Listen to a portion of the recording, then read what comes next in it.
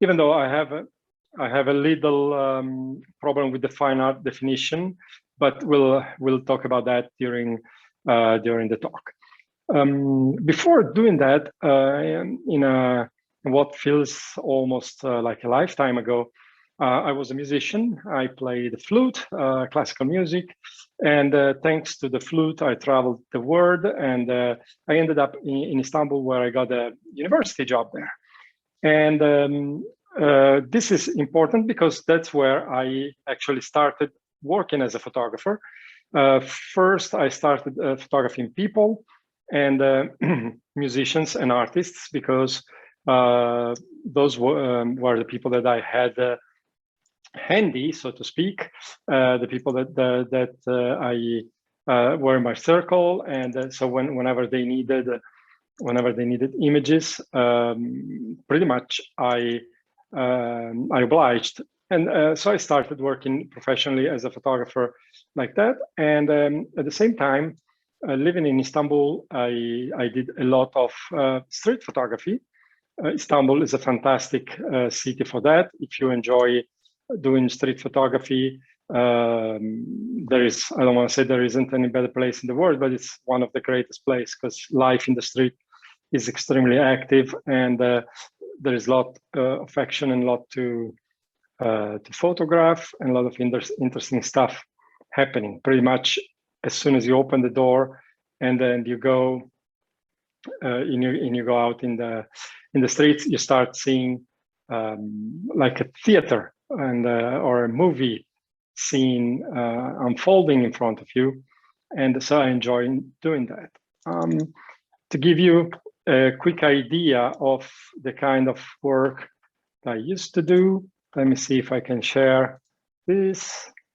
All right. I hope you are seeing this. This is a little bit of the work that I used to do commercially. You see musicians, actors, bands, and stuff like that. I did concert work, and so on. And besides that, as I said, I was doing a lot of street photography. And actually, street photography is the first kind of photography that got me exhibited and sort of known in the more artsy circles outside of commercial photography. And I'll see if I can show you. This is a project that I did in 2008. Here we go. It's all done on film and in black and white, as it has to, to be considered like serious street photography. So seriously speaking, I truly enjoyed working with film. So it was just a pleasure to do that. This has been done in 2008. It's a project about the economic crisis and the result of the economic crisis on street life in Istanbul. So I start doing something like that as well. And I did that for a number of years. I started working as a photographer in 2005 professionally, and for 5 years I did street photography and people photography. Then what happened is that living in a city of 15 million people, or 17 probably today, as Istanbul, after a while I had I don't want to say that I had enough of people, but I definitely needed to take a break. So one fateful summer in 2010, my wife and I decided to go to the farthest place from people that we could find. So one July, we took off and went to the Southwest USA's deserts. Okay, so that's, I'm not sure that's something that I would recommend doing in July. We went to Death Valley, and the valley nearly did its job, and it was very hard to survive the heat and so on. But nevertheless, I fell in love with landscape photography, and I decided that that's what I wanted to do for the future, or the foreseeable future. I don't want to say for the rest of my life, because it's something like, it's a commitment. You never know what can happen a week from now, especially these days. So I decided that I wanted to do landscape photography, And I set myself to that, and I decided to start a transition between what I was doing, which was teaching music at the university and photographing people in Istanbul, to doing landscape photography. So for about 5 years, I decided to just go on and develop a portfolio and develop a set of destinations and location that I knew and that I could use for to make a living out of. So both selling images and leading workshops.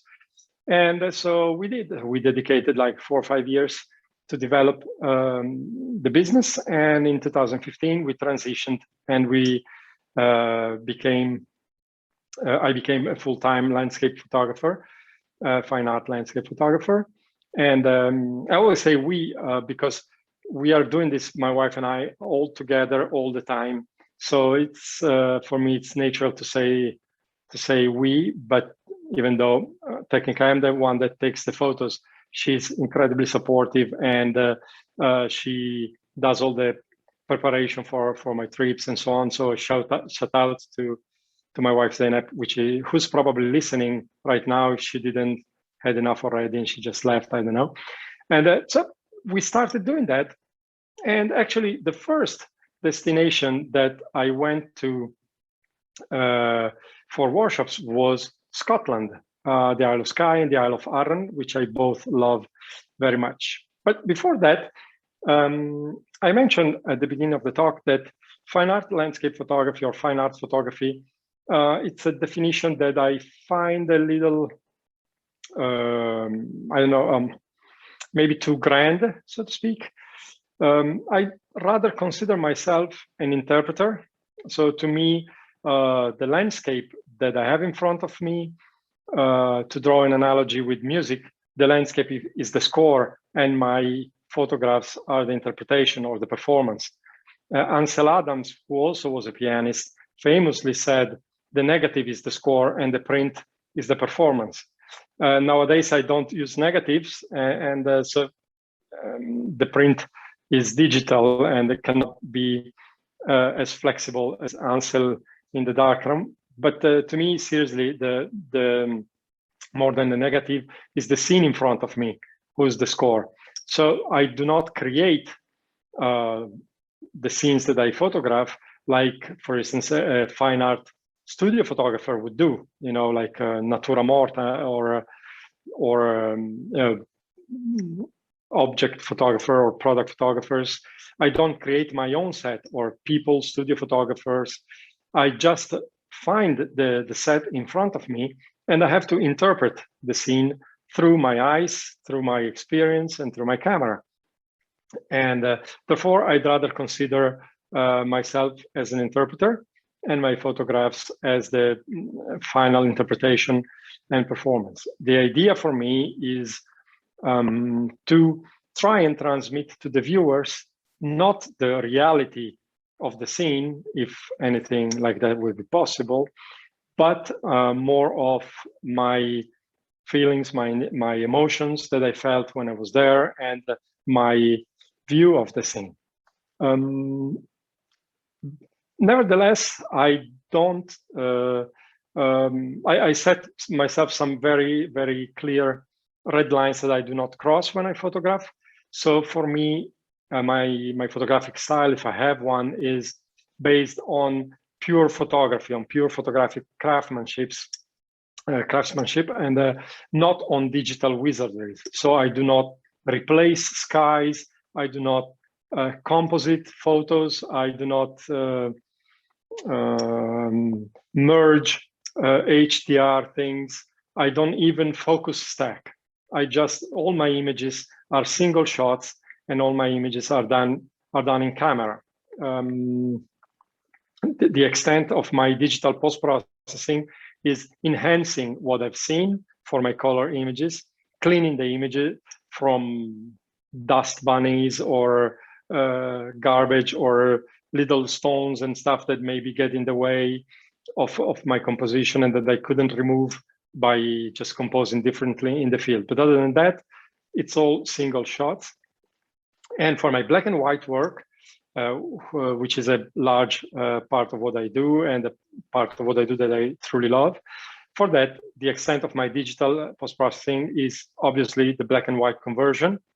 I wish I could afford a phase one monochromatic digital back, but for now I can't, so I have to convert from color. And so the extent of my manipulation to my black and white images is the black and white conversion after the cleaning and so on. So I'll take my face off the picture, so to speak, and let me see if I can share again a little screen. And I'll start showing you guys a little bit of my monochromatic work because I truly enjoy that, and I think it's a monochrome. It's a beautiful way of photographing, and it's a way of photographing that requires a different way of seeing and approaching the scene. You know, for me, the photographic composition, my approach to composition is an approach of simplification. I tend to simplify the scene in front of me. That doesn't mean that I remove stuff, either physically or digitally, but I try to compose and choose my lenses and my vantage points in such a way that I clean the composition and I subtract all the elements that I feel do not add anything to the scene, to leave pretty much what I feel is necessary and what makes the focal point of my picture. So I was telling James and Steve before starting that I have a fascination for the North, despite being Italian.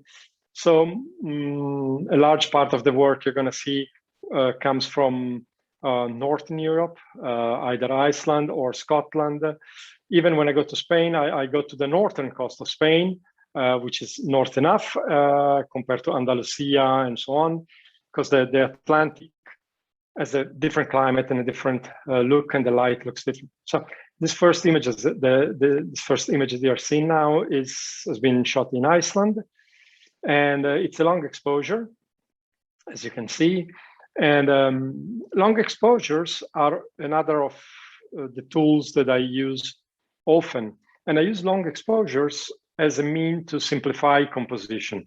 I don't use them only to smoothen the water or softening the clouds, but to me, the idea is to simplify composition and transform matter. So if we have water, like the surf in Iceland is always very rough, even when the sea is calm, there is always fairly large waves. And to me, the use of long exposure is instrumental to transform those waves into lines and areas of grayscale, and that I can use to strengthen my composition. And the same is true for the clouds. So if you look at the photos, you'll see, for instance, here is Dardodor in Dorset. You'll see that I used the surf and the beach to create a curve that goes from the bottom right of the frame, turning up to the arch, and also the clouds also create leading lines that points to the arch, and this is what I mean by using long exposure to simplify compositions and to strengthen them. So this is my use of long exposure. Here is again in Iceland, and this photo is a photo I particularly enjoy because of the S-curve in the composition and the relationship between the far sea stacks and the closer one, the close monolith. And I use the water and the curve to connect them visually, And as you can see, the exposure here is not as long as the previous ones. So for me, long exposures I'd rather, let's put it this way, I'd rather call and talk about exposure control, shutter speed control, exposure control, rather than long exposures per se. I've never believed that slapping like a 20 stop filter in front of a camera would make me an artist, but I believed, and I still believe, that being in control of the exposure and being able to fine tune our exposure to the possiblest degree is a great tool that we have to control the mood in our photos and the expression in our photos. This image here has been created in Cornwall, is Trebartwit Strand, and again, with the high tide, you have this little ledge jutting into the sea, and I wanted the water to get smooth, but the clouds not to get too washed away. So here I went for a not too long exposure. And here, leaving water aside for a while, here we go back to one of the places that actually made me fall in love with landscape photography. This is Death Valley. This is Zabriskie Point. It's a very famous spot, and this photo is very important for me because it's one of the first time that this photo is a very old photo. I think it's from 2015, 2016, and it's one of the first photos where I actually really deliberately calculated the exposure and the way that the light worked in the frame. So this is done at sunrise. So let me take a couple of minutes to go a little more in detail about this one. This has been done at sunrise, and at sunrise, for those familiar with the area, the sun rises behind you. So basically you are looking at Zabriskie, at the Manly Beacon, which is the triangular rock in there, and the sun is behind you. And this morning, the weather was cloudy, and I didn't have any hopes. Just right after sunrise, it was clear to me that I wouldn't have colors and a beautiful display of pinks and oranges and what have you. So I decided to go for something different. What I had available was a cloud coverage that was on and off. If the clouds were parting and letting some light in and then closing up again. And I looked at the clouds in the sky and I thought, wow, wouldn't it be fantastic if the clouds open just enough for the light to hit the beacon? And so I thought, okay, if that happens, I'm going to set up my composition and I'm going to calculate how long an exposure I need to turn those clouds into something that would mimic the shapes of the bedlands under them, but retaining shapes and a little bit of textures. So I look at the sky, I timed the movement of the clouds and the wind, and I thought that 2.5 minutes more or less would be good. And then I just, so I set my camera, I put an ND filter strong enough to bring me there. And then I just waited for the clouds to part and turn the light on the beacon, so to speak. And when it happened, I of course pressed the shutter and I waited for 2.5 minutes, really hoping that the light would stay long enough for the beacon to get enough light. And that I also really hoped that I calculated my exposure in such a way that nothing would get burned out, because I wasn't sure about having a second chance, a second go at this. So I'm pleased because when the exposure was done, I checked and everything went according to plan. So this is a very important photo for me because of that. Now let me go to another gallery in my website. This one is dedicated to man-made black and whites. And for me, this is an important portfolio because I love the interaction between man and nature. Of course, I do love natural landscapes where you cannot see the intervention of man.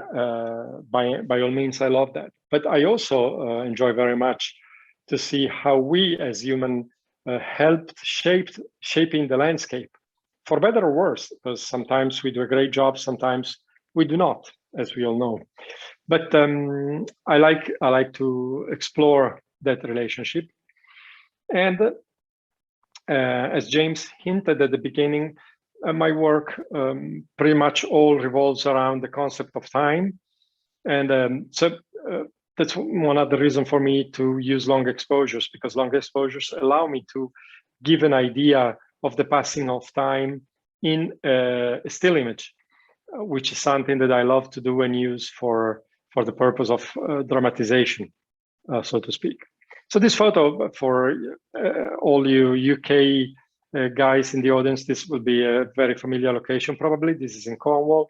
And I love these old engines because there is a lot of life that went through these engines. There is a lot of hopes and a lot of disappointment and a lot of pain and joy that went through these walls. And if you know the story about these places, I mean, there were people earning life by digging tin and ores out of mines that went hundreds of meters under the sea level, and that must have been an incredibly hard life. So when I went to this place, I tried to express that in a photo. So I needed the dramatic black and white for that, and I needed the sky to be in a certain way and the clouds to be lit in a certain way. So I could create a composition with diagonal lines pointing at the engine. It took me a few visits before I could make that happen, but I'm happy about the result. This is, on the other hand, this is a place in Italy. It's a castle in Tuscany. The castle that you can see on the left-hand side of the castle, there is a little tower, and the tower was the original installation, was just a tower. It was called the Devil's Tower, and it was part of a system of towers that dot the Tuscan coast south of Leghorn. They were not defensive in nature because it was just a tower with a few guys in. It was more of a watchtower. So if anything would or anybody would come, they just go and let people know about the enemy is coming. But also, and then in the 1800s, this has been bought and turned into residential castle. So the original tower has been expanded, and a little mansion has been added to it, and now it's a beautiful place. And I love the contrast between the idea of having guys spending their life in a very, very tiny tower, hoping that the enemy never came, probably, rather than the other way around, and the residential castle that it became. So again, here I try to express that idea of contrast between beauty and the expectation of something bad to happen. Of course, everybody knows this. This is Eileen Donan's castle, and it's a extremely photographed place. And I like the challenge of photographing such famous places and to try and give a little personal interpretation of that. I'm pretty sure that there are a million photos of this place around, and I'm not claiming that mine is any better or any different, but I'm enjoying it, and I'm thinking it's mine. Finding clouds in Scotland is not as difficult as one might think. Let me put it this way. So it's beautiful for me to go there because I like to work with moving clouds. So that's probably one of the reasons why I'm fascinated by the north. Again, Scotland, the Isle of Skye, Nist Point. And this is a photo that I particularly like because I think this is a little different than most photos of Nist Point that I've seen.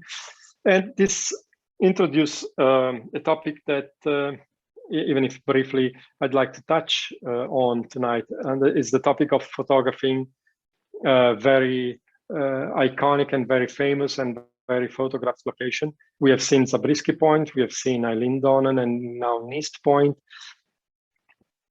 And I know that if you look at online forums and discussions on Facebook groups or what have you, you'll find people dividing in camps. There are those that says, oh no, you cannot go and photograph this place because everybody did it already. And the other guys that say, oh, but I don't care. And to me, the idea is if you approach, or I don't want to assume that you should approach things in whatever way I'm going to tell you to approach, but the way I approach things as an interpreter, one of the advantages of that is that it allows me to kind of get rid of the pressure of the famous location. Because my idea as an interpreter, and it's the same idea that I followed for all my musician career, is that if you try and give your own personal interpretation of a piece of music or of a location, it doesn't matter how well photographed or well played that place has been, because it's going to be yours. So if you try and approach it with a clean slate, as a white canvas, so to speak, as a plain empty canvas, without any preconceived ideas about the location, and without trying to replicate shots that you have seen or getting inspired by photographers or anything like that, you just go to a place and you pretend and you try to look at it like a kid would, like a child would, like the first time you've seen this place ever, and let yourself go, let yourself try and do the best that you can, and try to get the best feel that you can for the place, and interpret it and represent it the way you like. Then it doesn't really matter if it's an iconic place or a non-iconic place. It's just going to be yours.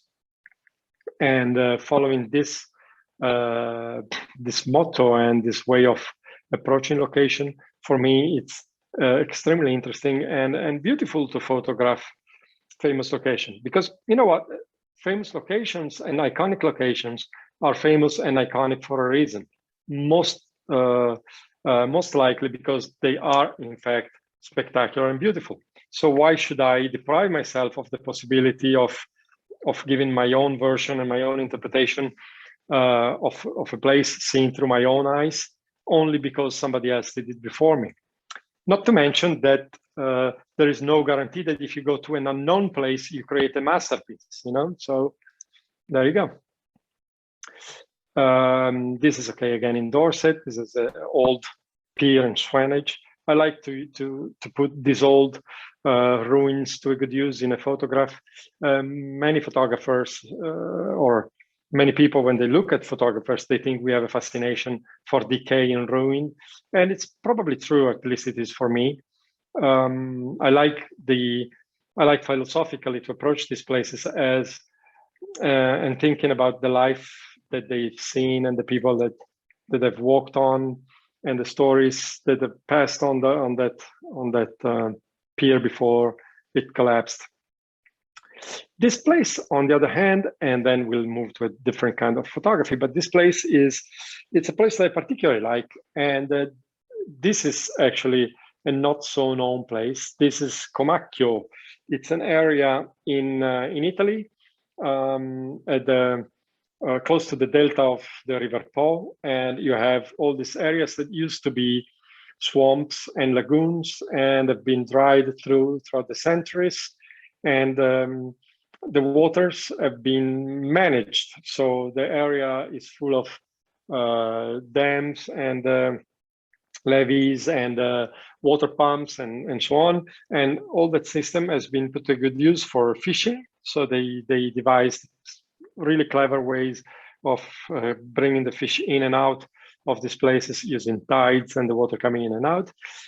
And so this coming to photography, these lagoons and salt flats are dotted by these buildings that used to be fishermen buildings, where fishermen used to stay during their fishing expeditions, and as well they were used to stop pirates and thieves from coming in. This is why there is always a 2-story building or a 3-story building, so they could look. And this photo is a lot of sky. It's a strange composition, unusual composition.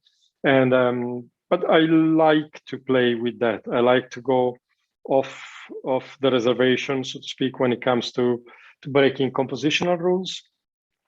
I think that rules are a wonderful thing to know and master, and then forget when you are in the field. Meaning that the rules should be working in the back of your brain, but you shouldn't be thinking, okay, let me apply the rule of thirds here, or the Fibonacci, or the spiral, or what have you. Because sometimes the photo and the scene ask for something else. And this photo for me is a perfect example of that. This is done in Tuscany. This circle of cypress is a very famous one. But to me, the real subject and the real interesting thing on that particular day was the sky and the clouds. The cypress has also been photographed 1 billion times, and I wanted to use those just as a focal point, as a visual focal point of interest to draw your attention to. And I pointed the camera up with a long lens, and you can see the top clouds moving differently than the lower clouds as they do. So composing like that allowed me to create a different set of movement in the lower clouds compared to the higher clouds.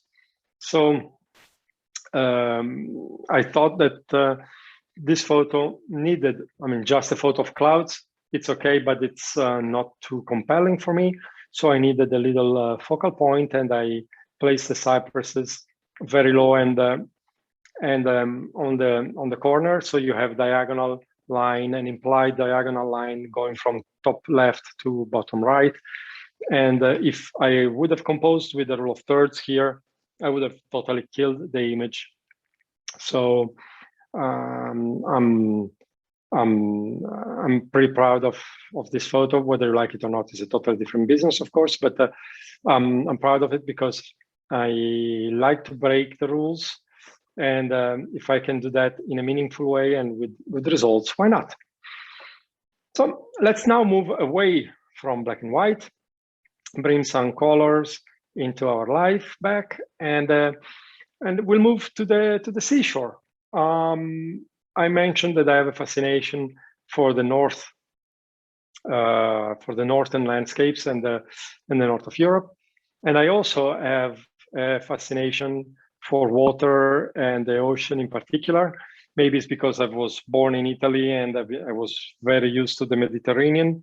Don't get me wrong, the Mediterranean is a beautiful sea, but tides on the Mediterranean are very small. The waves are very short. When the Mediterranean is rough, it's a very dangerous sea, and but it doesn't mean that it's a friendly sea. But the waves are very short. What I love about the ocean is the length of the wave. You have waves that come from miles, and you can see them coming. And first, that allows me to plan my shots pretty well, because you can foresee what's going to happen.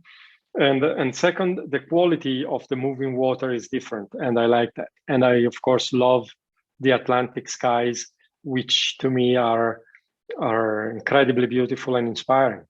So let's go now to Spain, to Asturias. It's the north coast of Spain on the Atlantic. And Asturias for me is one of the most beautiful coasts for seascapes. It's actually probably my all-time favorite location for seascapes. Probably Cornwall comes second, but Asturias is just something else for me. You have incredible rock formations. You have an astounding variety of landscapes.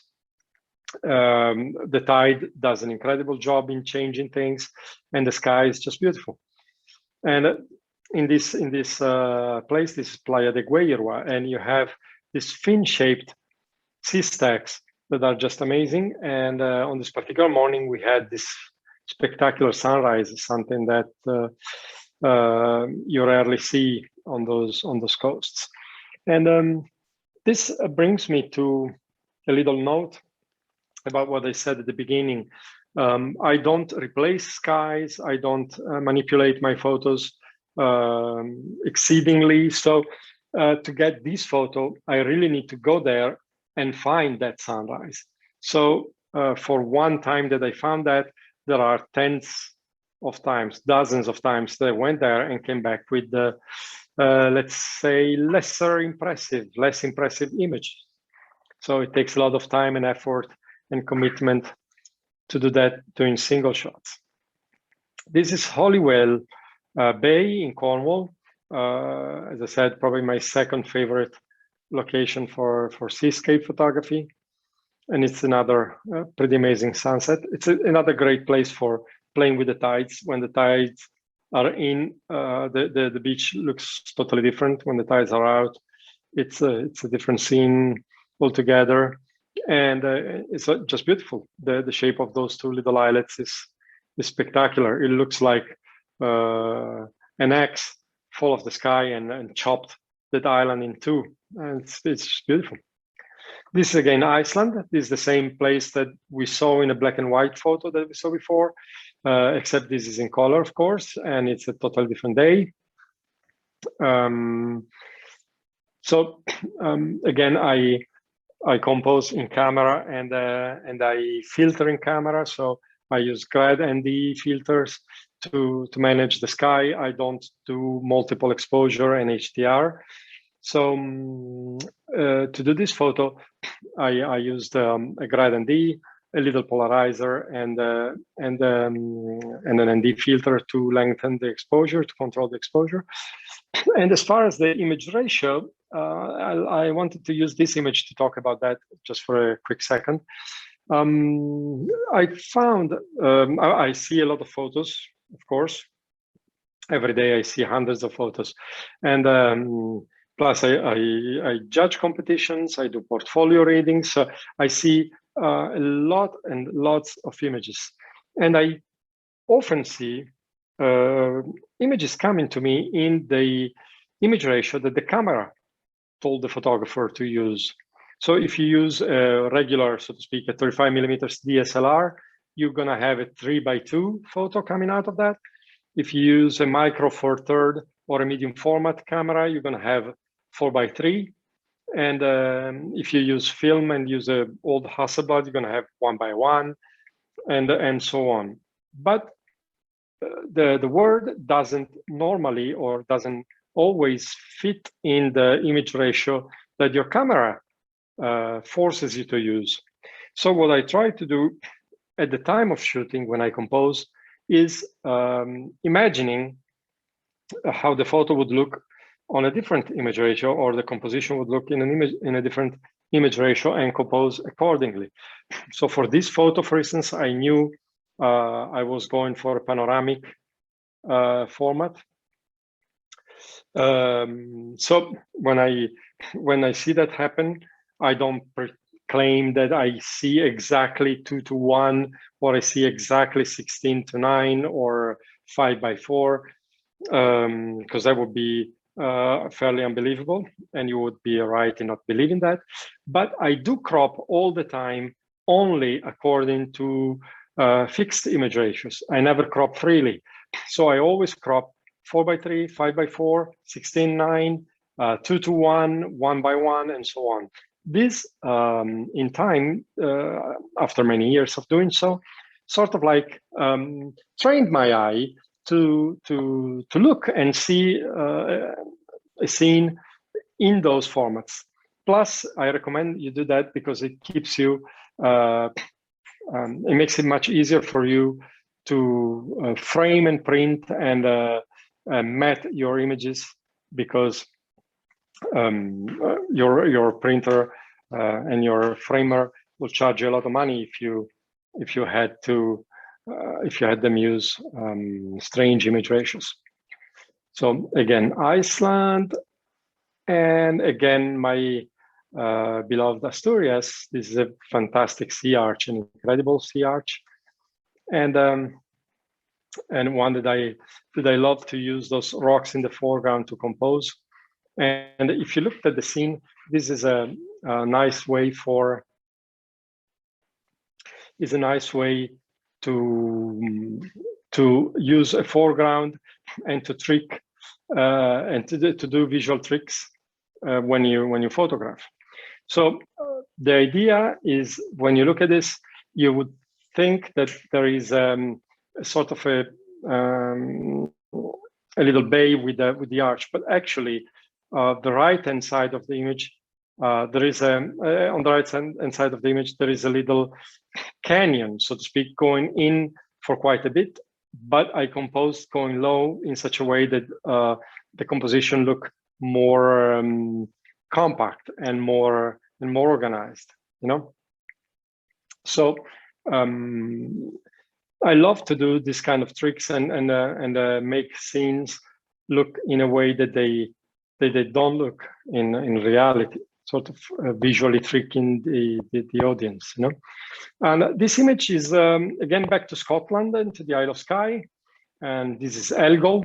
I love the cliff that you see on the right-hand side of the image, and that's an amazing cliff. The rock is the wall is sort of like beehive shaped. You see all these little holes, and I love to use that for composition. In this particular shot, I'm a little far away from the rock, but it's beautiful. If you get there, it's beautiful to go and get close to those holes and use them for composition. But let me find. Let me see if I can find. All right. One thing that I love about Asturias is that when I go there, I can use my chest waders and walk and wade into the ocean and use my tripod in the water, which is something that I love to do because it allows you to get a totally different perspective and a different look to your images, and get images that are very unique if you stay with your feet on dry land. In particular, this photo, I wanted to show you this photo because it's an interesting photo in that to get to this place, this is a cave. It's a cave with 2 holes, 2 windows. Outside of the cave, you have a sea arch. But the trick is to get here with water in the cave. If you get here without water in the cave is also still impressive, but it's way less impressive. Except to arrive here with water in the cave, you have to walk from dry land, crossing a couple of little promontories that you have to walk around, wading with water up to your belly at the very least. I'm 1.85 m, I'm 6 feet and something. So if you are less tall than I am, you're gonna have water up to your chest or up to your stomach to get here. And once you get here, you have to wade into a dark cave with waves coming at you. So it's fairly adventurous, but if the sea is calm enough, there is no danger in doing that. Except this photo cannot be taken anymore because a landslide came and sort of like blocked the entrance of the cave. So you cannot access the cave anymore. So this photo is now impossible to take again. And it's a part of the beauty of, for me, of what we do, because we photograph things that we take for granted and we think, okay, I'll come back next year and do a better job. But you know, nature gives us and nature takes away. So we might not have a scene next year. So we better try and do the best job we can this year, because you never know what happens next. Again, with waders, you can take photos like this. And technically, it's fairly tricky. It's fairly difficult to take photos with a tripod in the sea and waves coming at the tripod and trying to do long exposures and see that the tripod doesn't move. So it's hard to explain on a Zoom call, but it's doable. And it takes a little bit of, where is it? I was trying to find a photo for that. It just takes a little bit of training. This is also in Asturias on a rough sea day.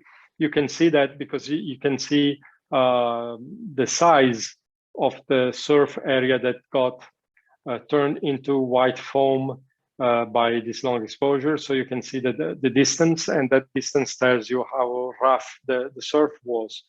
And yet, I could manage to make a shot that is perfectly sharp and without any motion blur. It takes quite a little bit of experience to learn how to manage the tripod in the water, but it's doable. It can be done. So so that's that. That's why I like to go in the sea. And last, before we give the floor to you guys, if you have any questions, let me show you a little bit of inland photography. So this is the Southwest USA. Not this particular photo has not been taken during that trip that I decided to become a landscape photographer, but it's Monument Valley, which I've been during that trip, and I've been again many times after, and it's one of my favorite places to photograph. Again, it's iconic, but so what? I like to give my interpretations of it. So I like to go there as much as I can. Grand Canyon, again, iconic. And I have to say that the Grand Canyon, it's probably one of the most deep experiences that I had in my photography career. And it was when I went one morning to photograph sunrise. So I walked to the canyon's edge in total darkness. I managed not to fall into the canyon, which was a pretty good achievement by itself. So I set my tripod up, and it was in total darkness, no moonlight to speak of, no light pollution, nothing. And then you see the sun coming up and the light hitting the canyon, and you see this maze of canyons and buttes and red sandstone unveiling in front of your eyes, and it's just an incredible experience and a life-changing experience in total silence, totally alone. There are very few things that compare to that for me. So that's a great experience to have. Whereas the next, and then we probably have to stop. The next and last photo is this. I love to go to Iceland, as I mentioned, and but I love to go to Iceland in winter. There are many reasons for that. One is that I think the black volcanic rock of the Icelandic landscape really looks beautiful with white snow and blue ice on top. And I like the weather. I like the silence. Snow for me equals silence, brings silence. I like that there is not much people, not many people around in December or February in Iceland, because the weather is seriously harsh. So there is somebody, but not as many people. And I love to see waterfalls frozen, especially iconic ones like these that you don't often see this way. So this is why I like to go there in wintertime. This is another Icelandic waterfall that I love to see on a cold winter day. The problem with that, again, there are some technical problems in trying to photograph this. If you go downwind and try to photograph a waterfall in sub-zero temperature, you're going to have a seriously hard time in keeping your lens or filter clean, because the droplets flying off the waterfall will instantly freeze on your lens or filters, and it's going to make it very, very hard to photograph. So on this particular day, the wind was blowing left to right in the frame. So this was the place where I could go. I couldn't go facing the waterfall because it would have been impossible to photograph. And for a total change of scenery, we go back to where we started, the Southwest USA. This Mesa Arch And it's a place that I love to photograph because it's just such an impressive, beautiful place. But you know, everybody, I'm sure you've seen billions of photos of this, and most people like to photograph with the little sun peeking in under the arch and the little sun rays and so on. But for me, what is beautiful here is the arch and the orange glow that you get under the arch.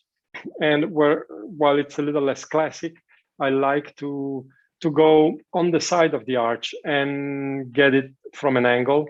It gives me a better sense of the size of the arch and the elongation of the arch. And you can see these towers in the background, which also gives you a sense of size and so on. So I like to photograph this place like that.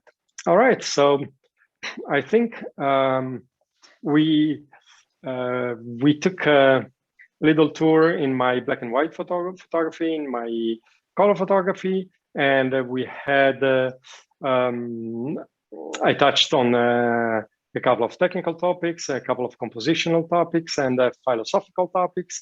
So I hope you guys enjoyed the tour, and if you have any questions, feel free to ask. Lovely. Thank you, Vieri. And what I'd like to is hand over to Steve, as he'd organise the programme of talks.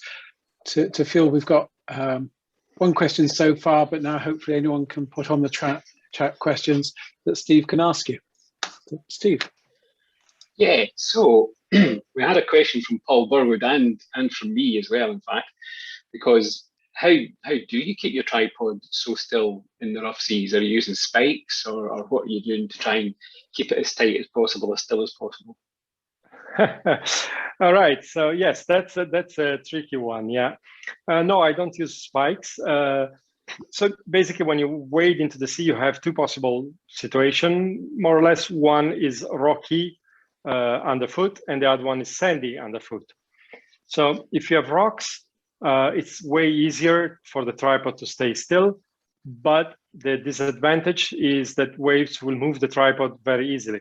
So you have to find a way of perhaps sticking one or two legs in between a couple of rocks and so on.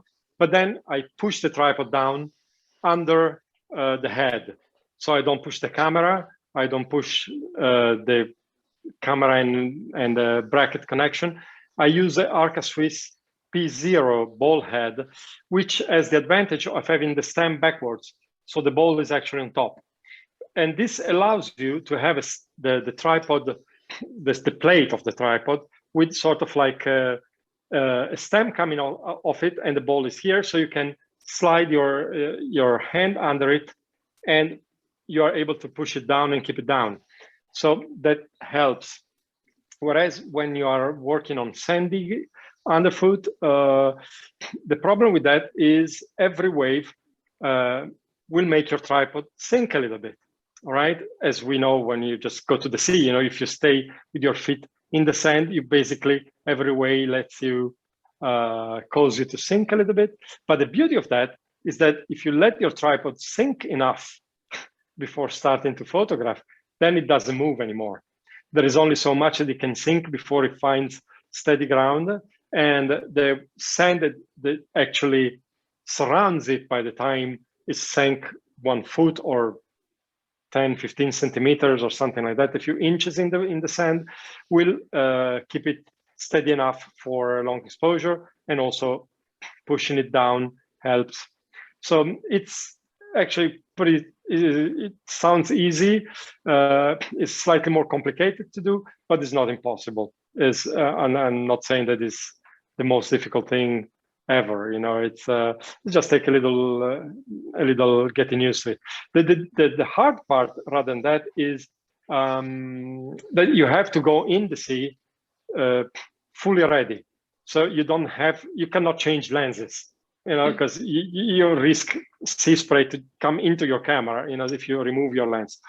And you cannot, even if you don't like to use filters, for that particular job, I would use a grad ND or something like a square filter in front of your camera, because they're very easy to clean. Whereas if you have your lens front element, which is normally bulbous or not flat, is harder to clean because you're gonna have sea spray. There is no way around that. So bring some Zeiss wipes or some freshwater cloth or something like that, because you will have to need to clean your front filter. So that's what it makes the whole business a little trickier, because you are behind the tripod. You cannot really walk in front of the tripod. You cannot really move around too much. You have to operate the camera, and you have to keep your front filter or lens clean. So you have to manage quite a bit of tasks, and you cannot access your pocket easily. Your chest waders might have a pocket up here for a cloth or something, but you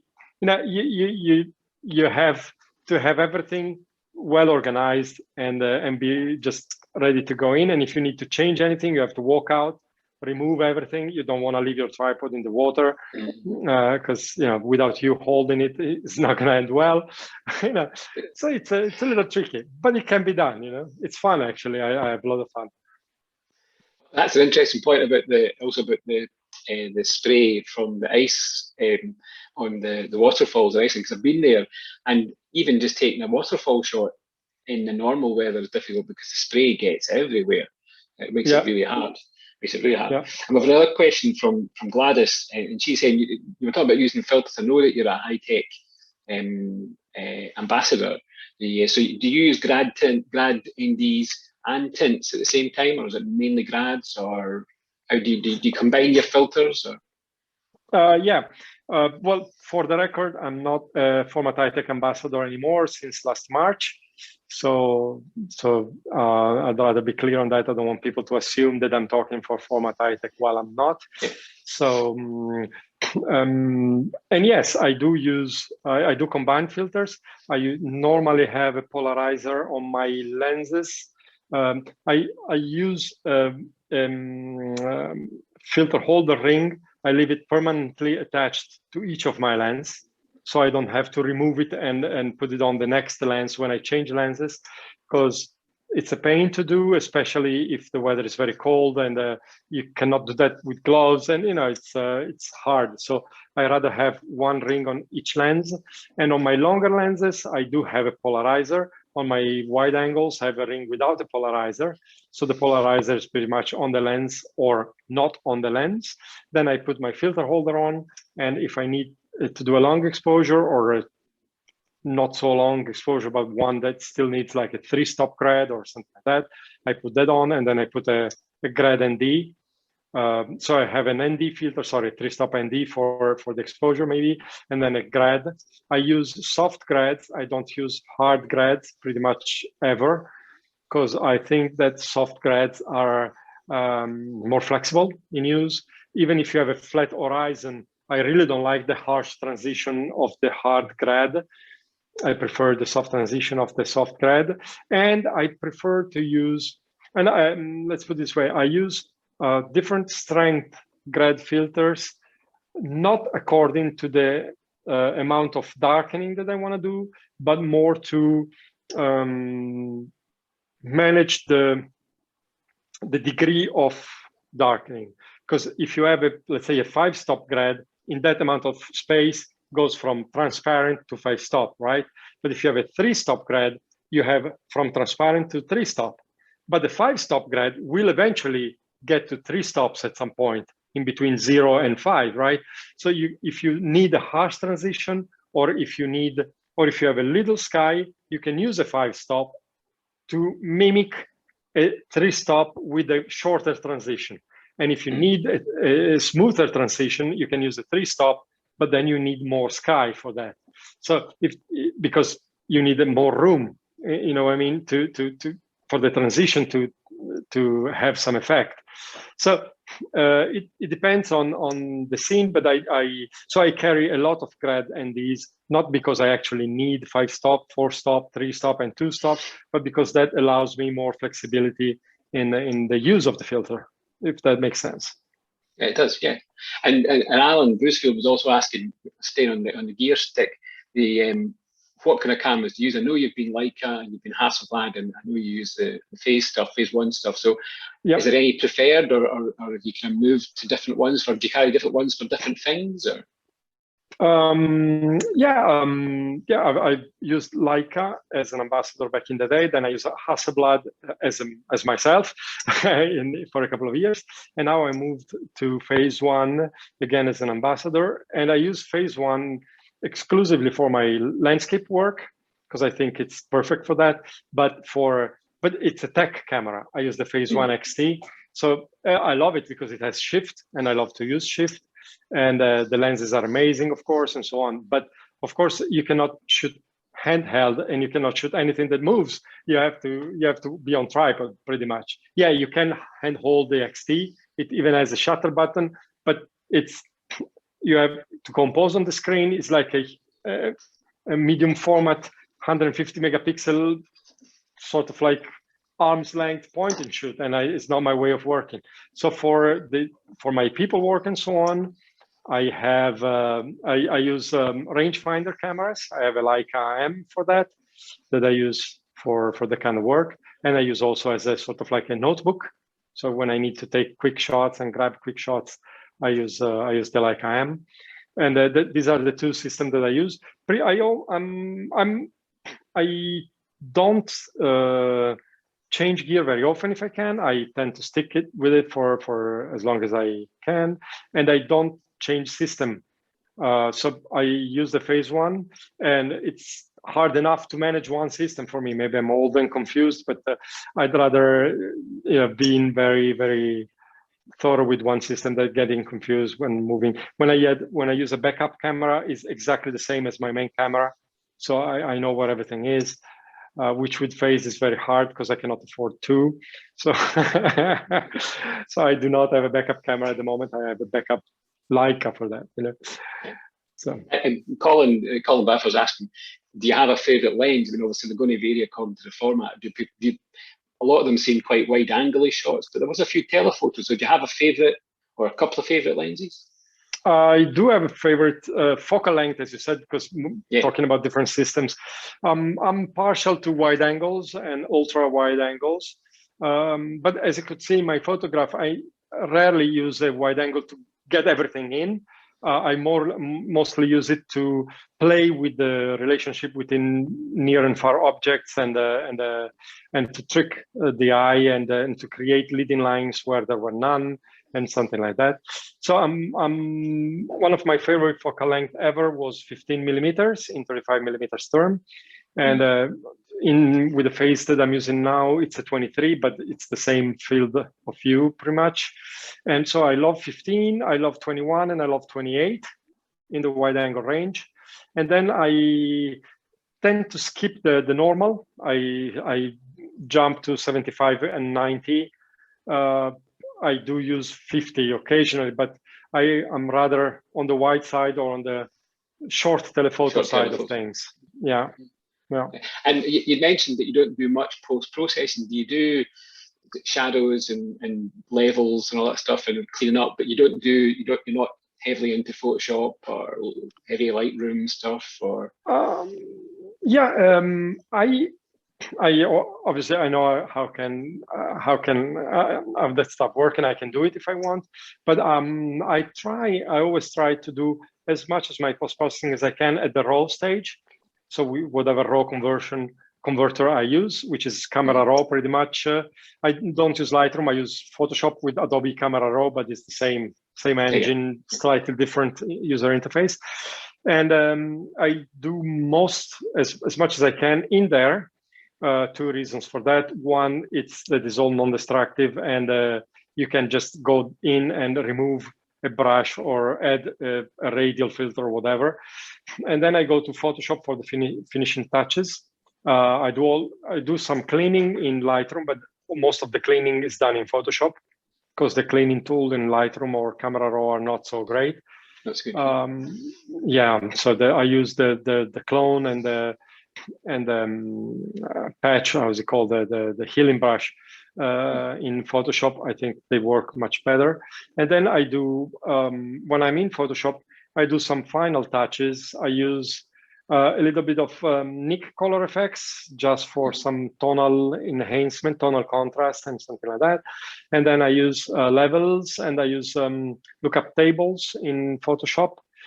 And that's pretty much it. I don't use curves in Photoshop. I do that at the raw stage.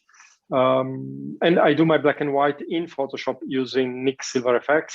Thanks. I think Silver FX is extremely powerful, overwhelmingly so. If you're not familiar at the beginning, it can be terrible. But during the years, I created my own set of presets, and which I use as a starting point. They're very dark, and then I put light back in, so to speak. And then when I use film, I used to love pyro-based developers because of the mid-tones that they created, that they gave.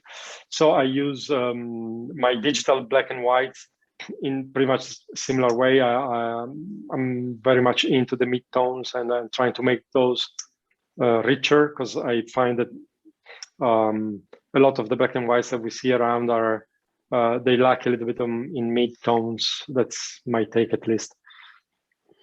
One other last wee takey question, because Colin Smith has noted that if you're in the sea and there's all that salty water going around, your cameras obviously will be weatherproofed, but you must spend a lot of time cleaning stuff afterwards to get all the salt and the sand off.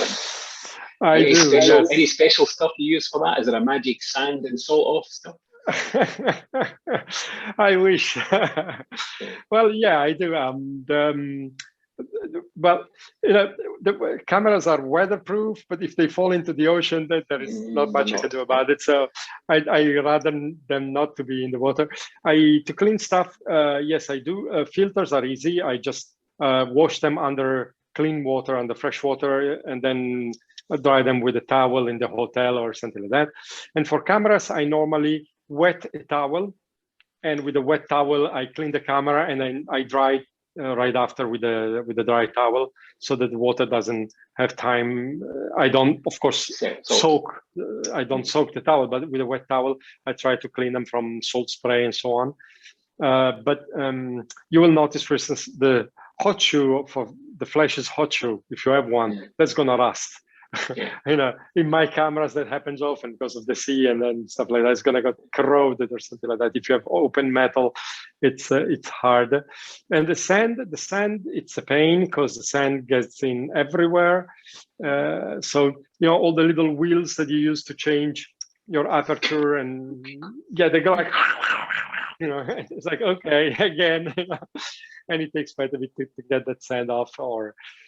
And so it's quite a little bit of a zen moment after that to get everything clean. The tripod, I use a really light stuffed tripod. Those are the new ones are nice because the water can get out on the one side. For a bit there, they had tripods that the top side, the one under the plate, was closed. So water would get in, and then you had these sloshing tripods, and you had to sort of remove the feet and get the water come out. But when I go back home, basically after I'm 2-3 months in a row on the road. So for those months, maybe I just shower the tripod. I put it in the shower and I showered with fresh water. And but when I go home, I disassemble the whole thing, wash the old pieces inside out, clean the O-rings, grease the O-rings, put the thing back again, and it's pretty much new. So whatever is not metal is not a big problem. Like carbon fiber doesn't matter, doesn't mind about the salt, but cameras and lenses and electrical stuff, they don't really like salt. Yeah. That's great. Well, it just falls to me to say thank you for giving up your time and speaking to us over in Scotland and wherever everybody is. People are all over the place. It's interesting, you said at the very start about your musical background and the composition and how and it becomes obvious when you hear that, when you see your final images, how you play the landscape and how you play the nature, and you do create a melody that is pretty unique, and it's quite a good tip to think about going to places that other else go to and make your own tune effectively from it. And I think you manage that very well. And I think everybody that's watched tonight will be out there with their wide angle lenses, and they'll be going for the Vieri look. They're going for the Bottazzini style. Well, I'm glad if I could inspire people to try something new, perhaps. And I thank you for the kind words. That's much appreciated. I'm just having fun with that, and I'm glad you enjoyed. Yeah, excellent.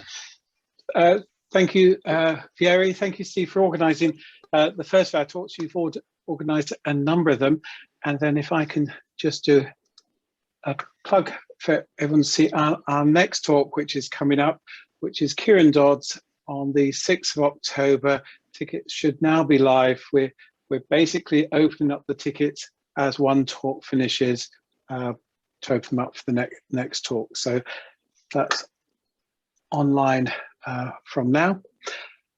The recording will hopefully go onto the website so that everyone could view it later, have a look at the images, listen to bits they might have missed if come in a little bit late. It should work. We'll see what happens. So it only leaves me to thank everyone for joining us, because if it was just Vieri, Steve and myself, it would have actually been just as good, if not better, because we would have chatted more, but it wouldn't really be conducive to the whole point of these, which was inviting people to come in and listen to photographers sharing their work, who we don't normally. So thank everyone for joining in with a reasonable number on probably a busy Tuesday evening.